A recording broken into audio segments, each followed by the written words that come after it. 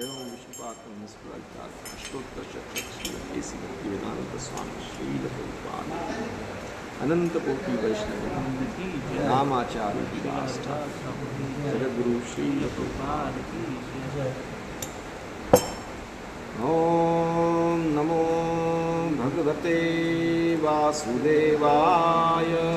ओम नमो भगवते वासुदेवाय। ओम नमो भगवते वासुदेवाय।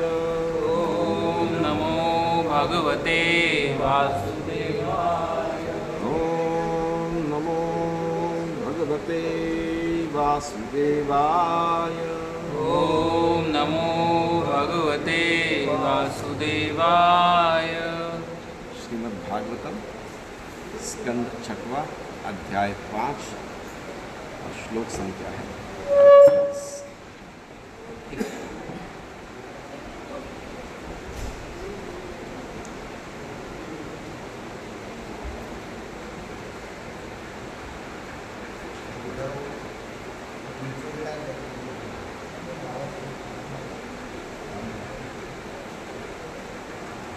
एवं त्वं निरनुक्रोशः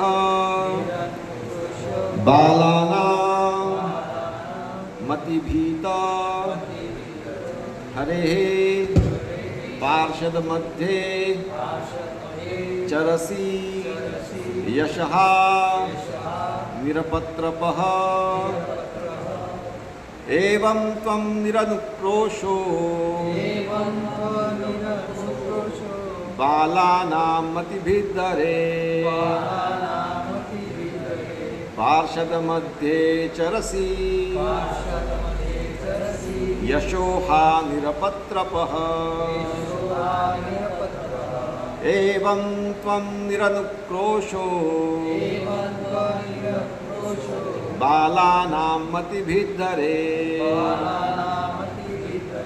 पार्षदमध्ये चरसि यशोहा निरपत्रपः। एवं त्वं निरनुक्रोशो बालानां मतिभिद्धरे पार्षदमध्ये चरसि यशोहा निरपत्रपः।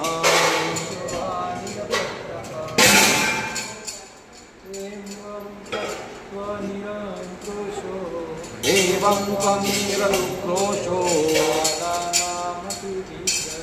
बालानां मतिभिद्धरे पार्षदमध्ये चरसि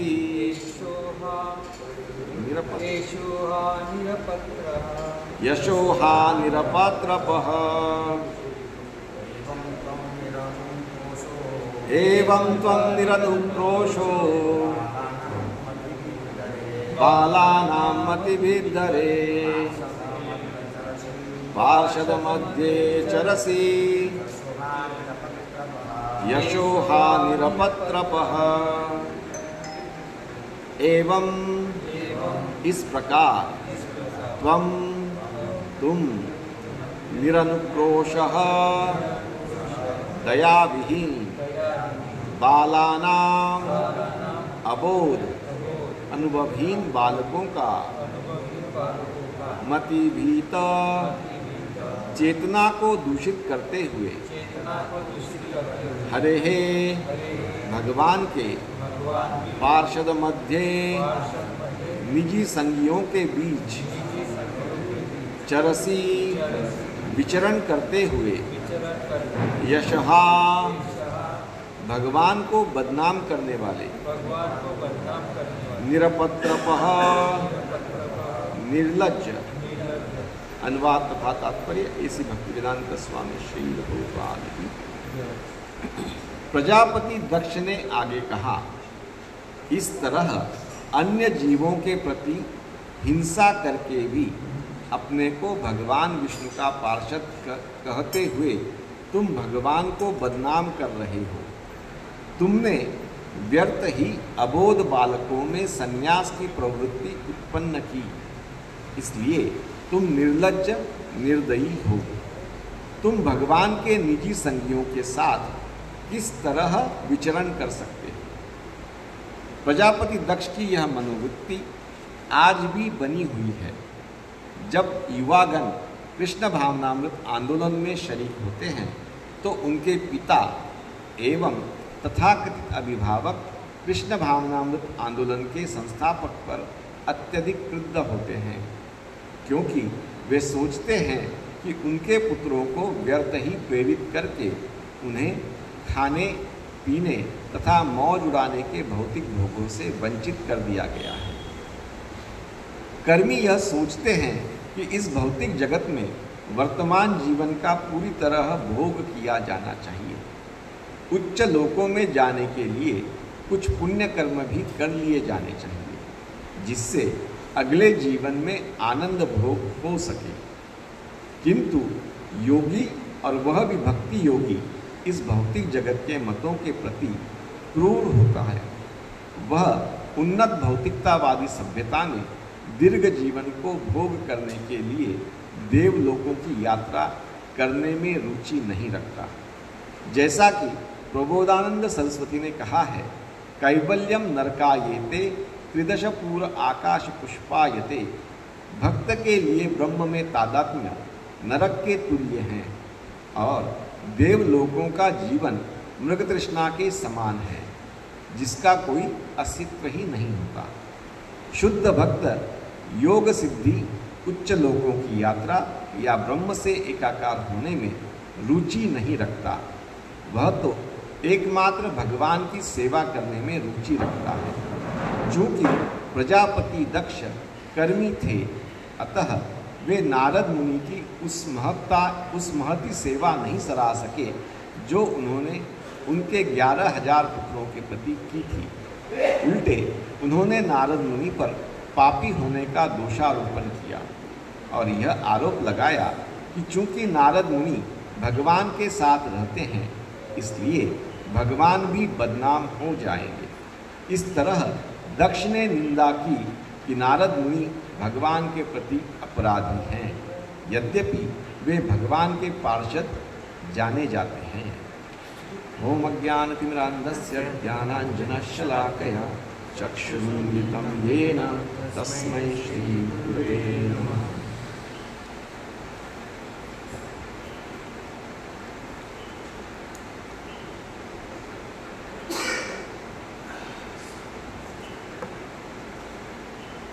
श्रीमद्भागवतम स्कंद 6वां अध्याय 5। अध्याय का शीर्षक है प्रजापति दक्ष द्वारा नारद मुनि को शाप। के अंतर्गत आज के इस 38वें श्लोक पर हम चर्चा कर रहे हैं।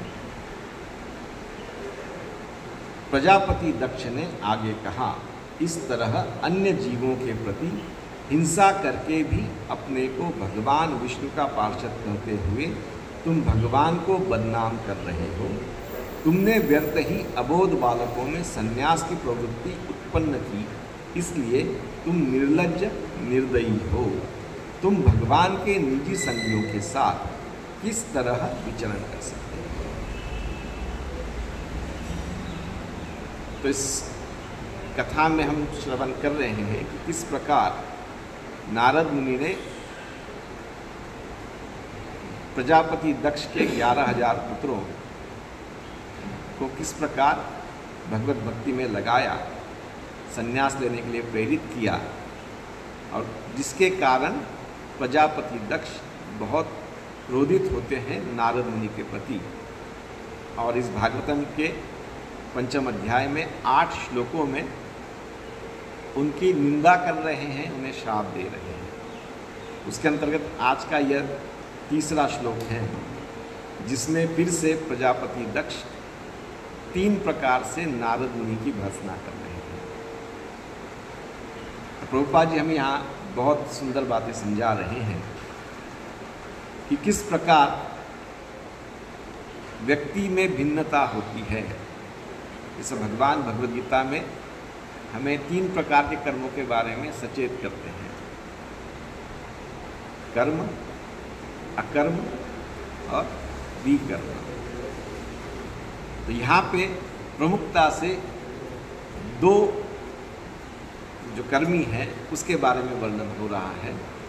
एक है कर्मी जो केवल कर्मज्ञ है और अपने द्वारा जो कर्म उत्पन्न किए गए हैं या जो कार्य किया गया है उसमें कुछ बाधा उत्पन्न हो रही है ऐसा समझ करके दूसरे मर्मज्ञ या अकर्मी को वे निंदा कर रहे हैं या भर्त्सना कर रहे हैं। प्रभुपाद जी यहाँ स्पष्ट रूप से कह रहे हैं प्रजापति कर्मी हैं और नारद मुनि अकर्मी हैं। अकर्मी का अर्थ क्या होता है या अकर्म का अर्थ यह हमें समझना आवश्यक है। आध्यात्मिक कर्म या हम अपने आध्यात्मिक जीवन के लिए जो कर्म करते हैं उसको अकर्म कहते हैं। कर्म तो केवल हम शरीर के निर्वाह के लिए करते हैं। जैसा कि यहाँ पे प्रभुपाद जी तात्पर्य में बता रहे हैं कि कर्मी यह सोचते हैं कि इस भौतिक जगत में वर्तमान जीवन का पूरी तरह भोग किया जाना चाहिए और उसके अंतर्गत यहाँ पे खाने पीने तथा मौज उड़ाने के भौतिक भोगों के बारे में प्रभुपाद जी हमें बता रहे हैं। महाभारत में एक श्लोक है आहार निद्रा भयमैथुनम च सामान्य एतत् पशुधि नराना। तो दक्ष को मुख्य रूप से इस संसार में जीवों की उत्पत्ति के लिए उत्तरदायित्व दिया गया था और साथ में मनुष्य रूप में भी उन्हें विस्तार करना है। और मनुष्य जीवन में यदि वे सभी सन्यासियों को उत्पन्न करने की कोशिश करेंगे तो भी वह संभव नहीं है, क्योंकि इसके पहले शिव जी ने भी सृष्टि उत्पन्न की थी और अलग अलग प्रकार से प्रयास किया गया, लेकिन जब उनमें सफलता नहीं मिली तब प्रजापति दक्ष का निर्माण हुआ या ब्रह्मा जी ने उन्हें प्रकट किया और उसके बाद उन्हें यह उत्तरदायित्व सौंपा गया। इसलिए प्रभुपाद जी पिछले कुछ श्लोकों के तात्पर्य में दक्ष की योग्यता के बारे में कहते हैं कि दक्ष की प्रमुख योग्यता क्या थी या दक्ष इस शब्द का अर्थ क्या था कि वह उसके लिए शब्द प्रयोग किया है सावधान। सावधान दक्ष नहीं, वो तो दक्ष होना है, सावधान होना नहीं है, सचेत होना। सचेत हर और दूसरा अर्थ होता है कि हर कार्य में परिपूर्ण होना है, योग्यता उसमें अधिकांश प्रमाण में है, इस प्रकार से वो दक्ष है। पर दक्ष का जो प्रमुख गुण था वह सांसारिक भोगों को भोगने में सबसे ज़्यादा उत्तम गुणों वाला था। तो इस प्रकार का सांसारिक भोग को जो भोग करेगा, तो हम तो अभी तक जो भी हमारे शास्त्र में जो कहा गया है कि जो भोग करेगा उसका परिणाम क्या होगा, रोग आएगी ही। पर यहाँ पे एक पिता अपने पुत्रों को इस प्रकार से संन्यास लेते देख करके क्या हो रहा है, कुपित हो रहा है और उसके कारण यहाँ पे यह स्थिति उत्पन्न हो गई कि क्रोध इतने उच्च लेवल पर है कि सामान्य तौर पे हम हमारे जीवन में भी देखते हैं कि जब हमें कोई क्रोध आता है तो क्या होता है, हमारी जो सत्सक विवेक बुद्धि है वो क्या हो जाती है, एक प्रकार से शांत हो जाती है या क्रोध से आवृत्त हो जाती है। तो सही क्या है और गलत क्या है ये सोचने की क्षमता हम उस वक्त खो देते हैं। यही स्थिति दक्ष के साथ में हुई है।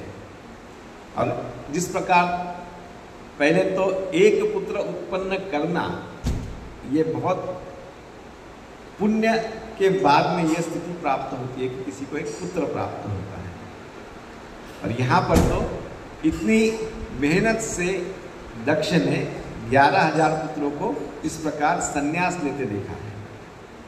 तो परिणाम क्या होगा,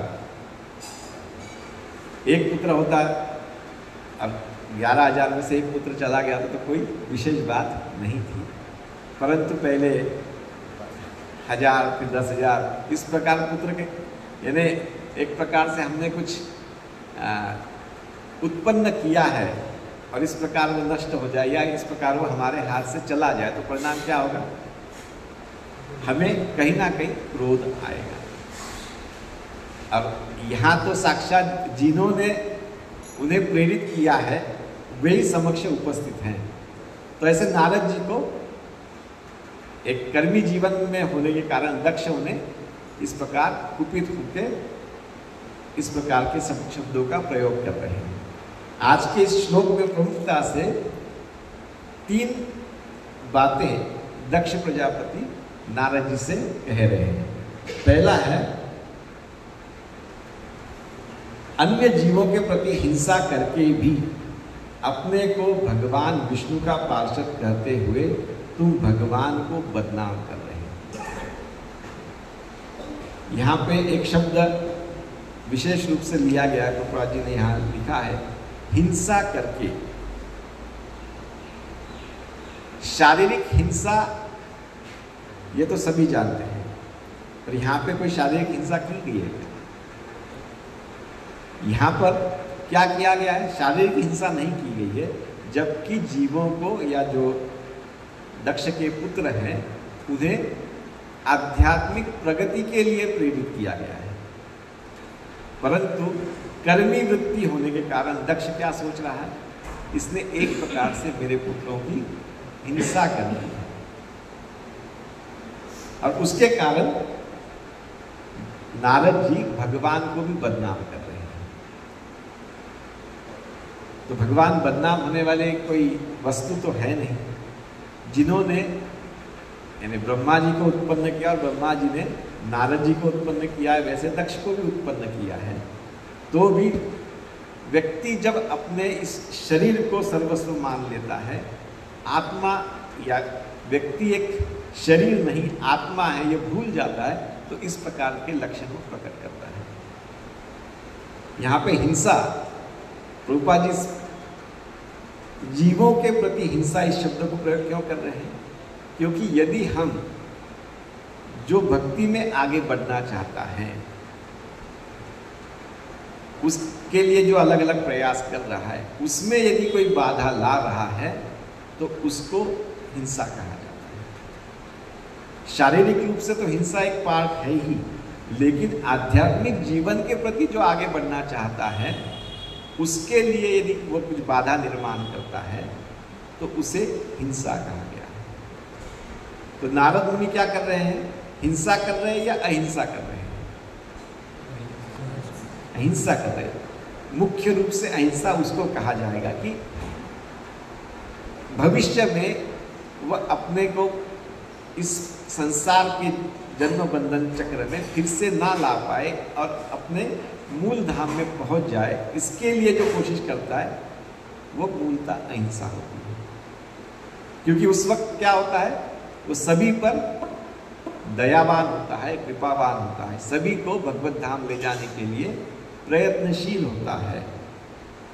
तो ऐसा अहिंसक बनने के लिए सारे जब दक्ष प्रजापति के पुत्रों को प्रेरित किया गया नारद मुनि द्वारा, तो भी परिणाम क्या हो रहा है? पिता नारद मुनि को बदनाम करने की कोशिश कर रहा है। पहला तत्व ये हुआ। दूसरी प्रकार से और क्या कह रहा है? तुमने व्यर्थ ही अबोध बालकों में संन्यास की प्रवृत्ति उत्पन्न की, इसलिए तुम निर्लज्ज और निर्दयी हो। पहले इसमें भगवान को भी बदनाम करने का प्रयास है और साथ में उसके परिणाम स्वरूप नारद जी को भी बदनाम कर रहा है। दूसरे इसमें फिर से 2 बातें कर रहे हैं कि अबोध बालकों को संन्यास की प्रवृत्ति उत्पन्न करने के परिणाम स्वरूप क्या कह रहा है? निर्लज्ज और निर्दयी। श्री श्री रघुनाथ भगवान की। और बालकों को अबोध कह रहा है, लेकिन हम यदि हमारे जीवन में बालकों के साथ में जब डील करते हैं या उनके साथ जो भी चर्चा करते हैं, सामान्य तौर पे 2-3 साल के बालक ठीक है वो अपने में मगन रहते हैं, लेकिन उसके बाद में जैसे थोड़ा वो बढ़ते हैं तब उनसे यदि हम चर्चा करें तो क्या होता है? हम जो कहते हैं उन बालकों में ये बुद्धि तो अवश्य विकसित हो जाती है कि इसमें हमें स्वीकार क्या करना है किसी भी व्यक्ति से डील करते वक्त। यदि कोई व्यक्ति उस बालक को जो अच्छा लग रहा है वो वस्तु यदि उसे प्रदान करे तो बालक उस व्यक्ति को भूलेगा क्या? नहीं भूलेगा। और यदि वही व्यक्ति उसको जो अच्छी लगने वाली वस्तु वो न देखे, वो वस्तु यदि उसके पास है उससे छीन ले, तो बालक उसे याद रखेगा कि नहीं रखेगा? अच्छी वस्तु देगा तो भी याद रखेगा और वो अच्छी वस्तु छीन लिया तो भी याद रखेगा। क्यों? क्योंकि ये दो अलग घटना है, विपरीत घटना है। और जब दो विपरीत घटना होती है तो बालकों की जो बुद्धि होती है उसको कैप्चर कर लेती है। यदि हम उन्हें अच्छी बातें सिखाने का प्रयास करें तो वो इतने आसानी से स्वीकार नहीं करते हैं। पर बुरी बातें करने के लिए प्रेरित करने की एक तो आवश्यकता नहीं पड़ती है, पर कुछ बुरी बातें सिखाने का प्रयास करें तो क्या होता है परिणाम? तो तुरंत उसको आत्मसात कर ले। क्योंकि जीव की वृत्ति कैसी है? जीव की वृत्ति को कहा गया है वो पानी के समान है, हमेशा नीचे की ओर जाती है, अधोगति में जाने में जीव प्रवृत्त होता है। अब यहाँ पर दक्ष क्या चाहता है? रूपा जी आगे वर्णन कर रहे हैं कि खाने पीने मौज मजा करने का भोग, पूर्णता वो भोगे, इस प्रकार की वृत्ति दक्ष चाहता है। उसके परिणाम स्वरूप ही क्या होने वाला है?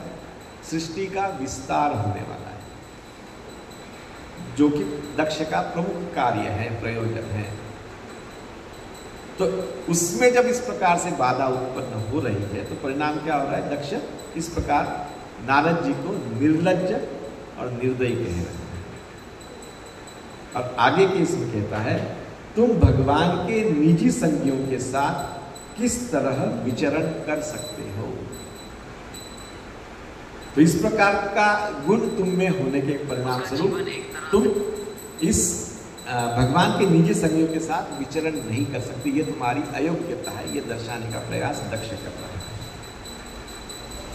तो हमें भी इस घटना से शिक्षा लेनी होगी कि हमें क्या करना है। दक्ष बनना है या दक्ष के पुत्र बनना है या नारद जी बनना है? हम क्या चाहेंगे? तीनों में से क्या बनना चाहेंगे? तीन बातें तो यहाँ हैं, या तीन लोगों के बारे में यहाँ वर्णन हो रहा है, दक्ष, दक्ष पुत्र और नारद। क्या बनना चाहेंगे हम? दक्ष पुत्र बनना चाहिए। पर उसके लिए फिर साथ किसका देना होगा? नारद जी का साथ देना। तो यहाँ पर अभी इस हॉल में नारद जी है या नहीं है? है? किस किस को दिख रहे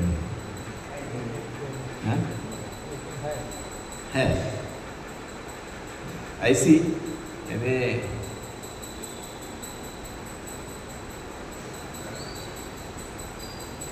कितने साल हो गए? 58 साल। 58 साल ही हो गए। 66 to 2024 कितने हो गए? 58 ना। 58 साल पहले क्या हुआ था? ऐसे एक नारद जी दूसरे देश में पहुंचे थे। कौन? ऐसी भक्ति वेदांत स्वामी श्रील प्रभुपाद। वहां जाके उन्होंने क्या किया? जो नारद जी कर रहे हैं वही कार्य प्रभुपाद जी ने किया। आसान था या कठिन था? कठिन। यहाँ पे हम नारद जी देख रहे हैं, उनके ही भ्राता है ऐसा समझ सकते हैं प्रजापति दक्ष, और उनको जो उत्तरदायित्व दिया है उसका जो फल है तो नारद मुनि क्या कर रहे? गायब कर देते। एक बार होता तो बात अलग है, लेकिन बार बार ये हो रहा है। ऐसी कार्य प्रभुपाद जी ने वहां जाके किए। जैसे यहाँ 11,000 दक्ष पुत्रों की चर्चा हो रही है, तो ऐसे ही विदेशों में प्रभुपाद जी ने कितने शिष्य बनाए? बहुत। ऐसा संख्या पूरी तरह से परफेक्ट नहीं है, लेकिन लगभग 10,000 के आसपास। छोटी संख्या है या बड़ी संख्या है? क्योंकि हम कहाँ पर है? कलयुग में। तो हमें वो बहुत बड़ी संख्या लगेगी, क्योंकि हम यहाँ प्रचार करने का प्रयास कर रहे हैं। परिणाम क्या हो रहा है? कितने को हम प्रेरित कर पाए, है ना? और प्रेरित जब हम करने का प्रयास करते हैं तो फिर मंदिर में एक तो आने वालों की संख्या वैसे ही कम होती है। आने वालों के बाद में 90% तो क्या होता है, बस भगवान के सामने आते हैं, आंख बंद करके दर्शन करते हैं। दर्शन करने आए हैं या दर्शन देने आए, यही समझ नहीं आता। पर फिर भी प्रभुपाद जी की कृपा से हम कुछ लोगों को प्रचार करने का प्रयास करते, तो परिणाम क्या होता है? 99% तो हाँ हाँ होता है, मंदिर से बाहर जाते से भूल जाते हैं। उसमें से कोई एक आधा व्यक्ति रुचि दिखाता है कि हाँ कुछ समझना चाहिए। ऐसे कईयों को हम प्रयास करते हैं, उसमें भी हम ये कह सकते हैं कि 100-200 को जब इस प्रकार मिलते हैं, थोड़ा चर्चा करते हैं, उसमें से कुछ 2-4-5 व्यक्ति स्वीकार करने के लिए तैयार होते हैं। और फिर परिणाम क्या होता है? ऐसे 10, 20, 25, 50 लोग जब जुड़ना शुरू होते हैं, तो फिर वही जो जुड़े हुए व्यक्ति हैं और कुछ व्यक्तियों से या और कुछ भक्तों से जुड़ते हैं, तो परिणाम क्या होता है? ये मेरा, वो मेरा। ये भौतिक जगत में, कलयुग में इस प्रकार की स्थिति होती है।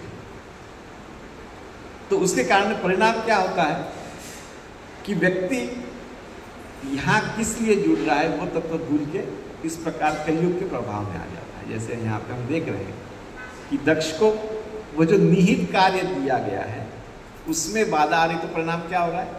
अपराध करने से भी व्यक्ति चूकता नहीं है। नारद जी तो प्रजापति दक्ष के बड़े भ्राता हैं, तो परिणाम क्या होना चाहिए? दक्ष ने उनको सम्मान देना चाहिए, पर ऐसा हो रहा है क्या? नहीं हो रहा। उल्टा क्या हो रहा है कि छोटे भाई के बच्चों को सद्मार्ग में लगाने का परिणाम स्वरूप छोटा भाई बड़े भाई को, भगवान को बदनाम करने का उत्तरदायित्व ठहरा। कारण क्रोध। तो इस प्रकार जब क्रोध होता है तो परिणाम इस प्रकार ही होता है। तो इस प्रकार से हम यहां देख रहे हैं कि कैसे दक्ष नारद जी को बदनाम करने का प्रयास कर रहा है। और उसमें फिर प्रभुपाद जी आगे हमें ये बता रहे हैं, जो कर्मी होते हैं वो क्या करते हैं? भोग के प्रति लालायित होते हैं और साथ में उच्च लोकों में जाने के लिए कुछ पुण्य कर्म भी करने के प्रति थोड़ा सा उनमें कुछ क्या कहेंगे, झुकाव होता है। यानी जब व्यक्ति को कोई पुलिस पकड़ता है, एक अपराधी को जब पुलिस पकड़ता है, तो परिणाम क्या होता है? दो बातें होती है ना, भाई ठीक है सजा होगी, जेल में जाएगा, जेल में जाने के बाद में क्या सोचेगा? कभी तो सजा पूरी होके मैं फिर से क्या कहाँ जाऊँगा? बाहर जाऊँगा, और फिर बाहर जाके कुछ मैं इस प्रकार से भोग कर पाऊँ। यानी बुरे कर्म किए हैं, परिणाम सब क्या है? फिर भी कहीं ना कहीं झुकाव है कि हाँ बाहर जाऊँगा तो कुछ मैं, क्योंकि जेल में क्या होता है, व्यक्ति कैदी हो गया ना, कंट्रोल में है, वहाँ पे जो कहा गया बस उतना ही करना है, पर उससे वो छूटने का प्रयास करता है, तो और अच्छे भोग भोगने की उसमें लालसा उत्पन्न होती है। तो इस प्रकार यहाँ पर हम देख रहे हैं कि प्रभुपाद जी क्या बता रहे हैं कि उच्च लोकों में जाने की इच्छा व्यक्तियों में होती है। पृथ्वी लोक पर या भूलोक पर जो भोग हैं, तो जो ऊपरी लोक हैं, इसलिए मैक्सिमम लोग कहाँ जाना चाहते हैं? स्वर्ग लोक जाना चाहते हैं।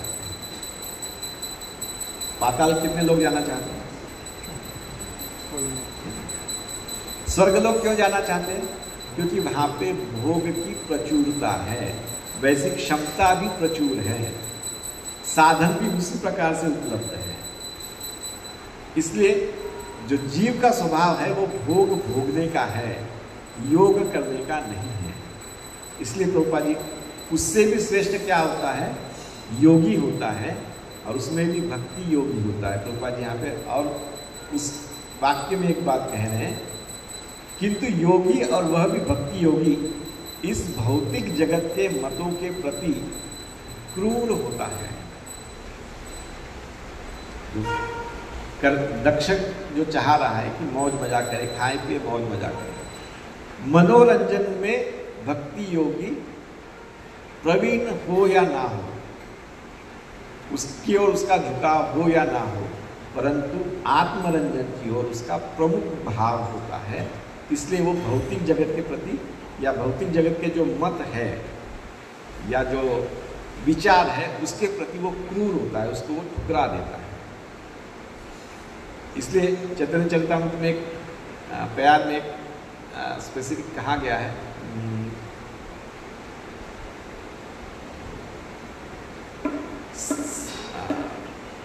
हो सकता है शब्दों में थोड़ा आगे पीछे हो, आप करेक्ट कर सकते हैं। सिद्धि भुक्ति मुक्ति कामी सकले अशांत, कृष्ण भक्त निष्काम अतएव शांत। सिद्धि जो है वो सिद्धि के प्रति लालायित होता है, और सिद्धि का प्रयोग किस लिए करना चाहता है?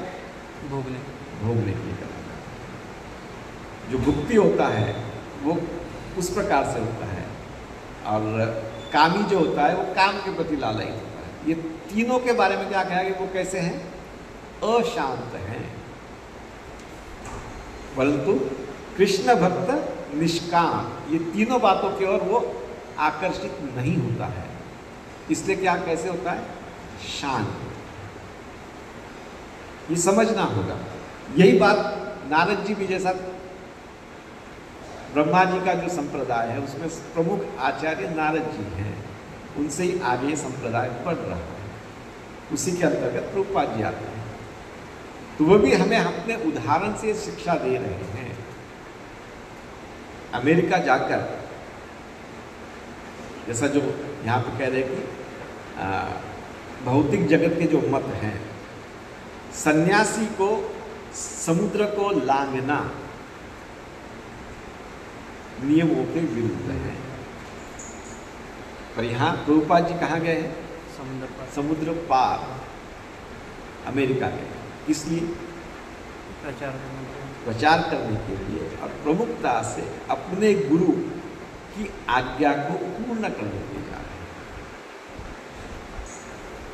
तो यह जो आज्ञा उन्हें दी गई है, और मूल रूप से कारण क्या है? प्रचार बढ़ाना या प्रचार करना। किसका प्रचार करें? खुद स्वयं का प्रचार कर रहे हैं या अपने गुरु का प्रचार कर रहे हैं? गुरु का, भगवान का, चैतन्य महाप्रभु। चैतन्य महाप्रभु की वाणी को सिद्ध करने के लिए, भगवद गीता भागवतम का प्रचार करने के लिए प्रभुपाद जी अमेरिका गए। तो वह आज का दिन है जब बोस्टन पहुँचे। किसके साथ में पहुँचे? अकेले गए या 40 रुपये के? 40 रुपये के साथ गए या और भागवतम के साथ? क्या है? भागवतम के साथ। ये श्रीमद् भागवतम है जो प्रभुपाद जी ने अपने साथ लेके गया। ये वही वाला प्रिंट है जो उन्होंने 300 सेट जो लेके गए तो उसमें का ये। हरि वो इसके जीर्ण शीर्ण अवस्था पे मत जाइए, पर ये कैसा भागवत है जिसको प्रभुपाद जी ने अपने हाथों से रख करके उस बॉक्स में रख के अमेरिका लेके गए। ये वाला वो भागवत है। वैसे 300 सेट में से अब इसकी अवस्था पे मत जाइए, ये कृपा है। क्योंकि ऐसे अब शायद बहुत 300 सेट ले गए थे, उसमें से कितने अभी कहाँ होंगे ये बताना भी कठिन है। ऐसा ये सेट वृंदावन में प्रभुपाद जी का जो म्यूजियम है उसमें रखा है। तो इसका जो कृपा है वो कैसे प्राप्त हो सकता है ये हम कल्पना भी नहीं कर सकते। क्योंकि प्रभुपाद जी ने ये नहीं ले गए होते तो शायद हम आज यहाँ नहीं। जैसे यहाँ पे एक शब्द का प्रयोग हो रहा है निरनुक्रोश यानी दयाविहीन। किसको कहा जा रहा है निरनुक्रोश? नारद जी को कहा जा रहा है। किसके द्वारा? दक्ष के द्वारा। तो नारद जी दयाविहीन थे या पूर्ण दयावान थे? प्रभुपाद जी ने भी उसी दया का प्रयोग हम सभी के लिए किया। इसके परिणाम स्वरूप हम आज यहाँ पर कई बार देखा जाता है कि जैसा अभी कुछ समय से या कुछ एक वर्षों से प्रभाव परिवर्तित हो रहा है। प्रभुपाद जी की कृपा के कारण, प्रभुपाद जी के प्रचार के कारण जिन्होंने इस आंदोलन में प्रवेश किया, कुछ लोगों को ये लगता है या कुछ भक्तों को ये लगता है कि नहीं, इसके आगे भी और कुछ है। तो धीरे धीरे दूसरी विचारधाराओं की ओर अग्रसर हो रहे हैं। प्रभुपाद जी को छोड़ करके दूसरे संस्थाओं में जा रहे हैं। आवश्यकता है नहीं। प्रभुपाद जी ने ये जो भागवतम लिखा है वो कैसे लिखा है इसकी तो हम कल्पना भी नहीं कर सकते। और हमें लगता है कि हम प्रभुपाद जी से ज़्यादा ज्ञानी हो गए हैं, जबकि प्रभुपाद जी ने जितना तपस्या किया, जितना भक्ति की, जितना ज्ञानार्जन किया, उसका तो शायद हम लेश मात्र भी अभी तक प्राप्त नहीं कर पाए। फिर भी हमें क्या लगता है, हम तो बहुत ज्ञानी हैं, लेकिन ज्ञान ज्ञान के स्थान पर है, बुद्धि कितनी है ना? यानी ब्रज में या भगवान के उस वक्त के जितने भी पार्षद हैं उसमें सबसे ज्ञानी किसे कहा गया है? उद्धव जी को कहा गया है। और उद्धव जी के बारे में ब्रज में एक दोहे में कहा गया है, क्या शब्दों को याद करना कठिन है, कि उसमें यह कहा गया है कि इतने ज्ञानी होने के बाद में भी उन्हें क्या कहा है? ज्ञान बजाए ढोल। उसके पहले कुछ तो भी और शब्द है, ऐसा ब्रज की भाषा में कहा जाता है। ज्ञान बजाए डुगडुगी, प्रेम बजाए ढोल।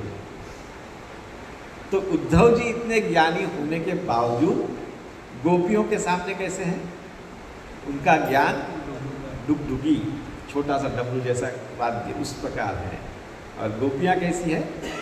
ढोल के समान है, जो अपने भगवान के प्रति प्रेम को प्रदर्शित करते हैं। तो केवल हम ये समझने का प्रयास करें कि हम अभी किस स्तर पर हैं।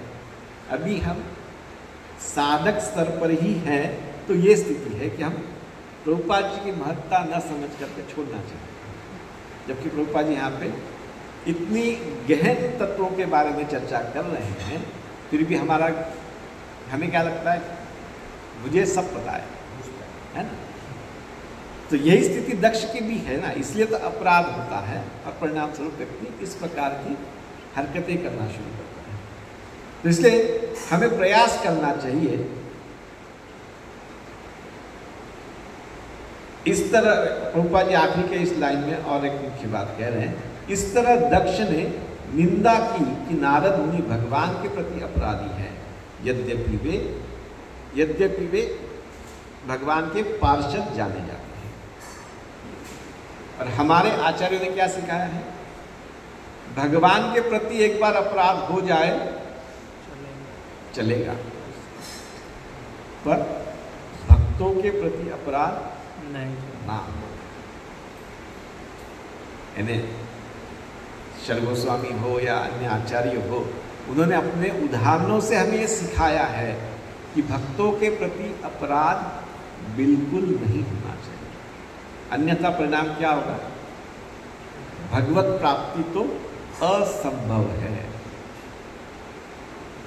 तो इन तत्वों को जब हम समझेंगे, प्रभुपाद जी ने जो हमें ये शास्त्र दिए हैं उनको समझेंगे। समझने के लिए तो पहले अध्ययन करना होगा, साथ में आचरण में लाना होगा। नहीं तो केवल रट्टा तो मार दिए, न्यूज़पेपर ऐसा पढ़ लिए, उसके बाद में आचरण में नहीं लाए तो परिणाम क्या है? शून्य है ना। तो इसलिए आज के इस विशेष दिवस पर प्रभुपाद जी जब अमेरिका पहुँचे हैं। विशेष दिवस है, इस दिवस पर सभी प्रार्थना करें और हमें भी आशीर्वाद दें कि हम प्रभुपाद जी के इस कार्य को अपने जीवन में आचरण कर पाएँ और आप लोगों की सेवा। धन्यवाद। हरे कृष्णा। किसी का कोई प्रश्न है?